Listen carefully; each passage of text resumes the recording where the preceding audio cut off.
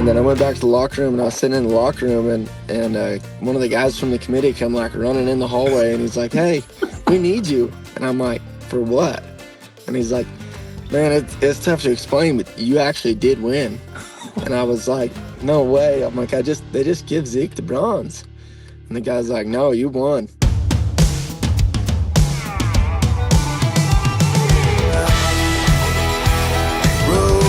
Rodeo time. Welcome to the Luke Branquinho Show. As you can see, I'm in bright red, and it's really not a color that is, I guess, becoming on me. It makes me feel like a Santa Claus to a certain extent, just real wide. But anyway, I'm wearing it in honor of our next guest because this guy, he really showed out at the Calgary Stampede and got the championship. Kade Bruno, thanks for joining us, man. Hi, Luke. Thanks for having me. Hey, I got to ask because I was there in person. Bronc riding, so actually it was a tie. You and Zeke tied in the four-man, had to get on another set of horses. They call you out the champ. You walk over there. I mean, you're pumped, excited, obviously, for good reason. Get up on the stage, and then like, pause, stop. Zeke's the winner. Pull you off the stage. You and Zeke shake hands on the way through the arena, which, and not for you guys because you're buds, but there's got to be some awkwardness with the people. Then Zeke gets up there. They award him the championship bronze, the check and everything. And then after the rodeo or towards the end, they're like, "Wait a second, Kade, come back up here. You got the W." What's the emotion going through your mind at that time? There was a lot of ups and downs. It's kind of a roller coaster. As anybody would, I was pumped. I'd run across there, and when I got there, they were like, "Hold on, we're gonna double check the scores," and then they were like, "Oh, yeah, Zeke won." And I mean, I wasn't like torn down, but I was like, "Dang, like that was pretty cool." We had to have the ride off, and I was pretty excited, and I was just like, "All right, well, I get it. Mistakes get made. We see it a lot in the rough stock." I was like, "All right, yeah, somebody made a mistake, no big deal." And so I walked back. Yeah, we give Zeke a high five and shook hands there, and then I went back to the locker room, and I was sitting in the locker room, and one of the guys from the committee come like running in the hallway, and he's like, "Hey, we need you." And I'm like, "For what?" And he's like, "Man, it's tough to explain, but you actually did win." And I was like, "No way." I'm like, they just give Zeke the bronze. And the guy's like, "No, you won." And I was like, I asked if I could just go get the bronze. I didn't want to go back on stage. Right. It was kind of confusing, but the emotions were, it's kind of a whirlwind of emotions. And maybe when I went back up there, people commented I didn't look very excited, but it wasn't that I wasn't excited. It was just, you were right. There wasn't, I'm obviously sitting in Zeke's driveway. Zeke and I are really good buddies, but it was just awkward for the fans, the crowd, the everything. It's just, I don't know. It didn't feel real almost. Well, and I could understand that, and I got to be right there and watch it all, and that was probably one of the rankest bronc ridings. I mean, all the way to Ben Anderson, right there, with you guys. You guys were. It was so impressive to be there and watch in person, and between you and Zeke, that was in the write-off. That it could have went either way. Obviously, the judge's opinion, but. Man, congratulations on that. I bumped you number one in the world. I think I don't know what happened if they've updated standings from this last week, but you're about 8,000 in the lead. A goal, 22 years old, you got there's so much more out there for you, but you're accomplishing so much right now, which is impressive. Third in the world last year, and now number one, obviously going to keep that rolling. What's the next month or two look like, because the season's going to be ending here pretty soon? Yeah, the next month or two, we're not slowing down at all. We got a Zeke's Bronc match this week, and then August is full. We got a cap of 100 rodeos, and I'm going to go to all 100. Throughout September, it slows down a little bit after Pendleton. We'll go to they're having a big rodeo in North Dakota. And then obviously the Governor's Cup the last weekend there. But I'm going to be knocking on the door of going to all 100 rodeos. And I'm excited. I'm feeling really good. I'm healthy. I'm drawing pretty good. And even when I'm not drawing good, I'm still getting great trips out of horses that, usually either aren't good or normally not that good. And yeah, it's been a great year. Things have really just kind of took off, and I feel like when you get, as you would know, a little confidence and momentum, it just kind of runs with it, and everything kind of goes your way. Well, and I got to ask because in the time events, obviously you know as well as anybody, we get drawn an hour and a half before the event, so we're there. It's not an option. Right. I mean, we could score them or ride by them, but you guys, you guys have what, a week in advance, know what you're getting on, 2 weeks some cases, and Yeah. when you don't have that good one, do you feel like if you're traveling with a bunch of guys, I'm going to go get on just to keep in riding shape and keep sharp? Is that kind of the mindset on that? Um, yeah, yes and no. At this point in the season, like we're doubled up a lot of places this week, which I don't love being doubled up, but it's some of them rodeos that maybe got only 8 or 10,000 added. You'll double yourself with another one, and that way, if you draw better, you can go somewhere else. You're not stuck going to get on that horse. But Right. in situations where, yeah, you're just, you know, the whole rig drew good, but you. Um, I like to keep going and getting on because, like I said, I've had a lot of horses this week that weren't supposed to be as good as they were with me, and you never know what can happen. That you look at the draw and you see, oh man, that them good guys, they got these good horses. Well, heck, you never know what can happen. They could miss them Right. out. They could get them bucked off. So And your um, horse could have a day. yeah, exactly. And my horse could have a day. So I'm the world's worst turner outer. I've got on some disgusting things that I probably should never. I'd put a saddle on again, but it's for that reason that I think that there's been times where I have won checks though on those horses, and Right. and weird things have happened, and Sage comes down, or somebody misses one out, and just crazy scenarios where you win money on something you're really not supposed to. Questions on the Luke Branquinho Show. And every time these pop up, you guys make sure you ask because we'll try to fire as many out as we can.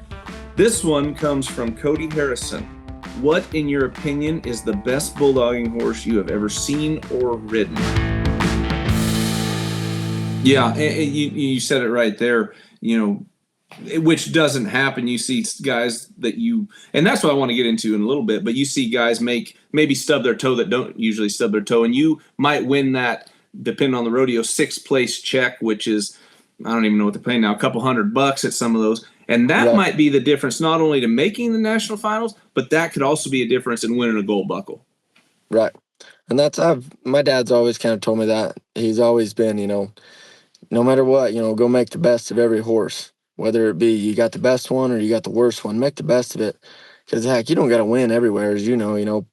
Every dollar counts, and so Yeah. if you're winning 6th, 7th, 8th on them horses that you're not supposed to win anything on, that's a win in my book. A check's a check, and that it all adds up at the end of the year. Well, and you mentioned, Sage and this core of bronc riders, which we see it, I think, in every event, but you guys have been so impressive, and there's such a young group coming up that obviously you're in that young group. And I said 22, but 23, right? 23 years old now. Yep, And 23. It's so impressive to watch you guys on the back of the horse, but also the camaraderie between the group. I mean, you guys grew up riding broncs together, so you guys know everything ins and outs about each other. But to have that tight knit group when you're obviously all competing for the same goal, that gold buckle, it's pretty cool. No, that is one thing that I think parts rodeo from other sports. Where this is an individual sport, but the camaraderie, and I mean, how many times do you see in other sports somebody do what they're supposed to do and then go help somebody else try and beat them? Right. You don't see that, and that's the bronc riding is really, really a tight group. I've known, yeah, like you said, most of these kids, I high school rodeoed. We all went to high school nationals. I watched Sage win his national title in high school. A lot of the people that we're rodeoing now we also college rodeoed with. So that relationship you build and going up and down the road day in and day out with these people it's a little more special than a lot of people realize. And yeah, I think we're one of the tightest groups going. There's really no hate and discontent anywhere in our group. Everybody loves seeing everybody. We hang out all the time. Today, there's actually, I think Sage's rig's right there. Chase is here. My traveling partners, Wyatt and Jake, so we're all sitting around here hanging out at Zeke's. We're going to go golfing or fishing, or, we hang out outside of rodeo more than people realize. Yeah, and that's, I think you hit the nail on the head. That's what I love about our sport. The steer wrestling is the same way. Traveling a buddy group of 4 and, share a rig to get up and down the road, sleep. I mean, you're pretty much, it's a dorm room on wheels. I mean, Yep. that's what it is. And you guys get so close, get to know each other. But I feel like, too, I have extended family with my rodeo family outside of every state. I can go anywhere as you guys can because of that, the community that we've built in rodeo. Oh, absolutely. And rodeo family is, they'll do anything for you. They give the shirt off your back just to help you get up and down the road. And that's what's cool. And yeah, if I broke down in Louisiana, I could make a phone call and, I could have somebody there to pick me up or help me out. And that's the coolest part about rodeo is just the network that it, introduces you to and the people you get to know, and vice versa. Who knows, in 20 years, I might be sitting down and a kid I met when I was about done might call and say, hey, we're here. We need something, and so that's the coolest part about rodeo. Very, unselfish people. 100%. And again, that's why I think our sport is so unique compared to others. I have a question. I've rodeoed 20, what are we in, 24, so 20 minus the 3, carry the 1. 22 years rodeoed. Is it Chehalis, Idaho? I still don't know how to say where you're from. Yeah, Chalice. Okay, so I've heard people say Chehalis and all this, but that's just a little off the beating path of things. I was looking at your profile here. Rookie year was 2021. 2021 was your rookie year. Permit in 20 then. Yep. So what have you seen change in rodeo from the time you started, and I'm talking professional rodeo, PRCA, to this point that you're at now? Most of the change in rodeo, well, to be fair, in 2020, it was the really bad COVID year, right, where there was not very many rodeos, and so I don't think I went to but 12 rodeos on my permit, and I got to go to the circuit finals that fall, and that's why I bought my card. But really, the biggest change in rodeos has been the money at these rodeos lately. If you look back at 2021, it was a kind of a rebuild year, but man, you could make the finals with 85,000 in the bronc riding, and now I think 15th right now is like 100,000. Right. We've got a lot. There's been so many more new rodeos come in as soon as we come back in 21, and I felt like rodeo come back really strong from what happened to us in 2020. The sponsors never left. Those guys were more than willing to get back into it, and a lot of these rodeos are adding more money, and we're having more rodeos, new rodeos. Shoot, we got to go to Palmer, Alaska, and put a bronc riding on up there. And it's been one thing after another. I feel like there's a new rodeo somewhere every weekend, and they just keep wanting to add money and put on really good shows. Well, and I know you may have got to see it or experience in 20 when COVID did hit. Obviously the Midwest was kind of like COVID doesn't exist. It's it's not here. We're going to live our lives. Not that it didn't exist. We're just going to continue living our lives. And we've seen a lot of smaller rodeos that like, hey, you guys come here. We'll add the money. We'll try to make somewhat of the season happen for you. And to me, those rodeos continue to grow and get bigger because they supported the Cowboys, and the Cowboys reciprocated by keep coming back and help building their event. And like I said, you kind of got in on the beginning of those smaller rodeos, really stepping up and helping the athletes. Yeah, and actually the rodeos I got to go to were the smaller ones. I got into some of the smaller circuit rodeos that year, but a lot of the rodeos I got into were small rodeos, but they didn't feel like small rodeos because every guy in the top 15 was there. And we were all shooting in the same money. Like I said, they didn't feel like small rodeos. The contractors brought in good guys and brought their A teams, and the rest of the top 15 entered, and it was basically like watching Houston, but we were at a 10,000 head rodeo in the middle of nowhere, Idaho, and we Right. were, so that was the cool part. And yeah, those rodeos have flourished since, and that's one thing. We've went back to Salmon, Idaho every year, which is not too far from where I grew up, but this is always kind of a smaller rodeo, and it goes on during Kennewick, Bremerton, Tremonton, so I've always kind of hit the other three if I could, because I had more money added. But since then, we went to Salmon every year because they were one of the rodeos that, stayed open and had the rodeo, and no matter what. Yeah, and I think that only, that was great for the sport, but more so great for the athletes to see, hey, and I was the same way. I went to rodeos in 20 I didn't even know existed. Flipping through, back then we used to actually have a magazine that was paper we flipped through. Now you guys scroll through your phone. I even had to use a payphone to enter rodeos one time. But yeah, I mean, scrolling through that, there was rodeos that I didn't even know existed until 20, and then they're like, "We're having our event, you guys come and join us," and they did their best to add the most they could and make it as a successful event for us. And again, if it wasn't for those rodeos, who knows? We may not even been able to have the national finals in Texas in 20, and so kudos and huge props to all those small rodeo committees that stepped up for the Cowboys. And not only then, but like you said, now you're seeing where 15th in the bronc riding, it's going to take over 100 and some thousand to make the national finals, to where it used to take, 10 years ago, I think maybe 55, 60,000 was making it. Yeah, no, rodeo it's really taken off. I think, you went to the Kid Rock Rodeo as well, and there's new events coming in. The PBR deal is taking some of our bull riders, they're kind of branching out and doing a big team series, and the Kid Rock deal I thought went really well. That brought a whole new aspect to a rodeo to light.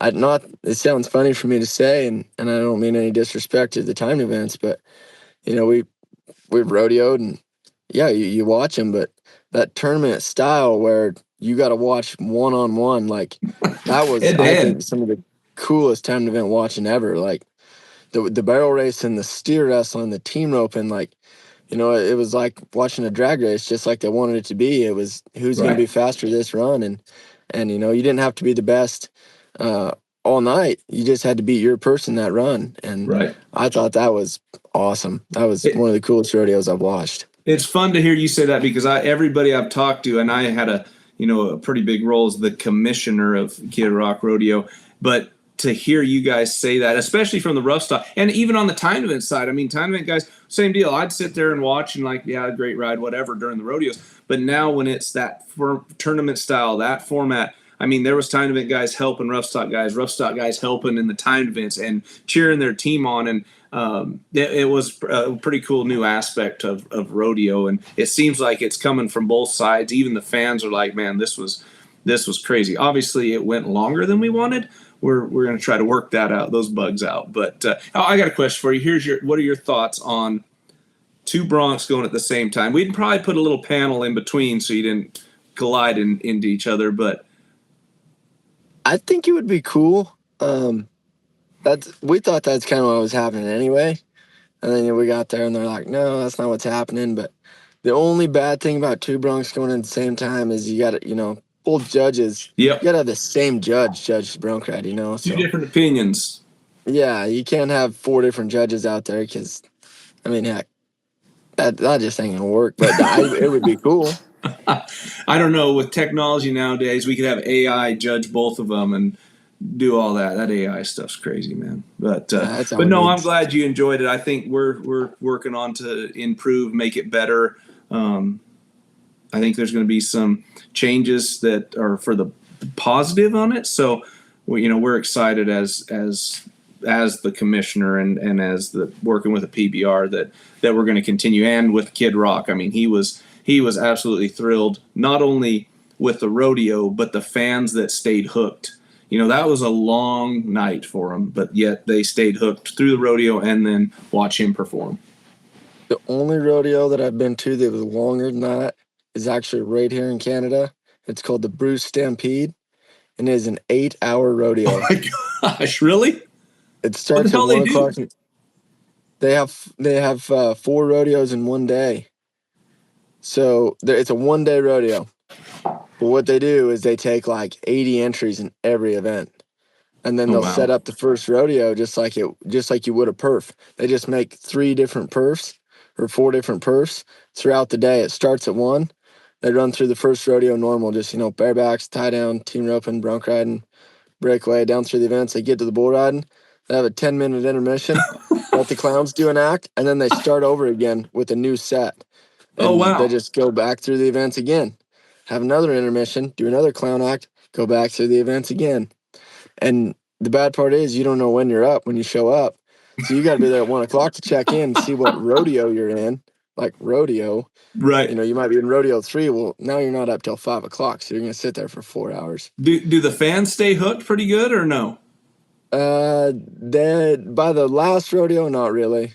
But They're for the tired of first 2 or rodeo. 3, oh yeah, and it's outside, it's pretty warm, but Right. yeah, that's the only rodeo I've ever been to that was longer than the Kid Rock rodeo.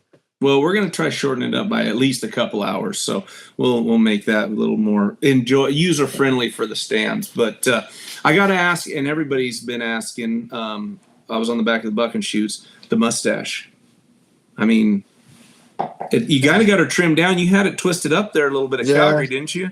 Yeah, I got it trimmed down. It gets a little out of whack. It gets a little crazy, and you gotta like train it. I don't like using wax, so I get it trained up, and then you sleep on it, and you wake up in the morning. I just get tired of messing with it, and so I trim the ends off. I, Is I it kind of is it I like like it. competition between you and Sage? Who can get the best one going at a certain time? Sage just shaved his off, Completely? just completely clean shaven the other day. The other day I saw like Short Down. We're sitting there, and he walked behind the chutes, and I was like, "Who are you?" Who's this He's 12-year-old like, walking up here? "Yeah." He literally looks I 12. know. And he's like, "Man, I just got tired of it." And I was like, "Well, so I guess I win." But Right. So you yeah, you don't like using wax, but people do, I guess, wax them up. I just don't like using wax. I think it looks greasy when you see people put all that wax in there and then it's like stuck. That just you see them eat. They'll eat eating, and there's food all over in that wax, and then they can't get the food out. It just like blends in with the wax. Right. So yeah, I don't know. I just always trained it, and yeah, it gets a little old, so I just trim the ends off every now and then. They'll be back. It'll be back for the finals, probably. Yeah, they'll be back for the finals. I guess I never thought about wax. I don't wax, but sticking in that would be annoying. Have like a crumb sitting up there. I guess you could save it for later if you're hungry. But I'm a bulldogger, so we do tend to save food for later. Yeah, I think the only time we can't really take food. We don't have fridges in our campers, but every time somebody takes food, it ends up sitting in the truck, and then it Goes stays through the bad. night, and then the truck just smells bad in the morning. Yeah, yeah. I guess in the So, trailers we had our refrigerator.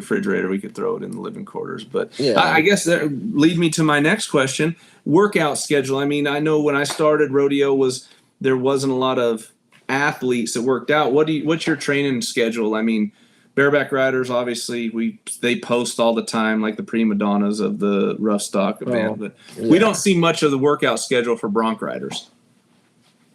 I'm not gonna lie to you one bit. I don't work out when I'm out here, hardly. Like the off season, yeah, but when we're out here, I don't hardly work out. I mean, I stretch every day before I get on. There's little exercises I do right before I get on, and stretch. But most all that's just for mobility and stuff like that. But as for working out, that's maybe October, November I do little workouts, and my workouts are still not near as intense as them bareback riders. I was a wrestler growing up, so I do, little exercises and little weightlifting things we would do in wrestling. But as for that, I mean, guy just needs to own 2 pairs of dumbbells and some bands, and away you go. You could do it all in your living room. But yeah, Well, and in all reality, and no offense, I hope from any side of the rodeo event spectrum, but in your event, you don't not necessarily have to be strong. I mean, you do have to be strong, but not to the point of you're gripping on a rigging and jerking and pulling. I mean, obviously your rein hand and your legs, but I mean, it's more of a finesse event, really. it is. And I mean, there's dang sure exercises I've noticed that, like, when I did start these exercises in the fall, like I feel like I fire faster. It's no different. They say there's exercises you can get to get your hips and Right. your feet to fire, and so I do believe in that. But as for the strength side of things, yeah, like you don't see very many bulky bronc riders. Right. We're kind of I wouldn't say thinner, but you see the bareback riders take their shirts off and they look like they're applying for Hulk Hogan's job. Like no bronc riders really look like that. But I mean, like Brody and Lefty are pretty big into the working out. Actually, Zeke he doesn't work out, but he has some exercises he does, no different than me, I guess. But Right. yeah, I don't know. Well, you If can't I'm get feeling, bulky. If you're bulky, you can't move, and you need to be able to move. And you said it with your feet. You got to have fast feet, get them up in the neck, and get them back. And if you're too muscly, it just seems like there'd be too much drag. yeah, and that's like I said, you don't see many bigger bronc riders, but I don't know. I think it's dang sure good to I could run more. I'm not gonna lie, I could get in a little better shape that way. But man, I feel good and I like to stretch. I really do like to Yeah. stretch. We sit up and down the road, sit in this pickup and drive, and then you sleep and you get sore. And I could stretch a little more, but honestly, one thing I will say has helped is I've been drinking a ton of water, and that has really helped not get as sore as what I would if I wasn't drinking a lot of water. Right. Not much barley or hops in it though, just straight water. Yeah, I just if you drink Michelob's, it's pretty much water anyway. So Michelob Ultra, right? yeah, Yeah. Michelob Ultra. Yeah, they got the lime flavored stuff that a buddy of mine in Montana drinks, and we make fun of him a lot. Nick Stubblefield's his name. I'm sure it'll get aired, but yeah, we make fun of him. But yeah, again, what you're doing now, I wouldn't change much because you're having quite a bit of success. Now, with that success came at a young age. Your family all involved in rodeo as well. Your dad, your sisters. Did your mom compete as well? My mom did, yeah. My mom high school rodeoed and shoot, I don't think my mom never went to college, but um, I think she even tried to amateur rodeo a little bit afterward. But yeah, my dad he rode bulls at the PBR for a little bit. He pro rodeoed, never quite made it, but the rodeo's been in my family. You know, Instead of going on summer camping trips, we loaded up and we went to summer junior rodeos, and my parents took us all over the state of Idaho and Utah, and yeah, that was kind of what we did in the summers. Yeah, your sisters competed as well.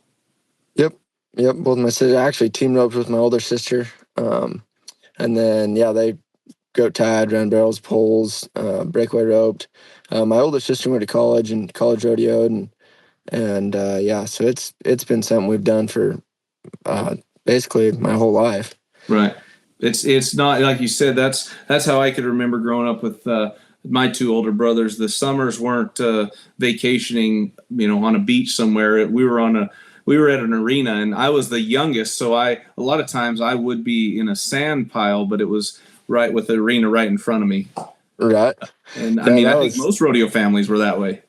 Oh, absolutely. That's Wyatt and I just driving down the road the other day. Somebody was posting summer pictures or whatnot, and he was like, "Man, did your family ever go on like summer vacations or trips?" And I was like, "No, I Monday through Thursday I day worked for some ranch somewhere and rode outside horses, and on the weekends, we went rodeo." And he was like, "That's one thing I never did." And it's funny that we're talking about it now because we had this conversation 2-3 days ago about growing up and what summers were like and what other kids' summers were like. And come back to school in the fall and everybody was showing pictures of their vacations, and all we did was work and rodeo all summer. Right.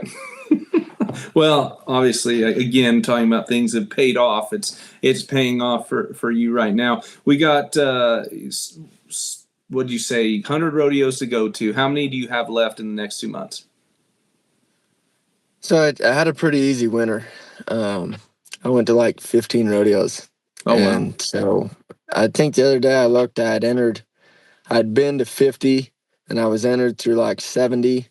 So I still have 30 more rodeos to enter. And, we're entered through the second week of August now, I guess.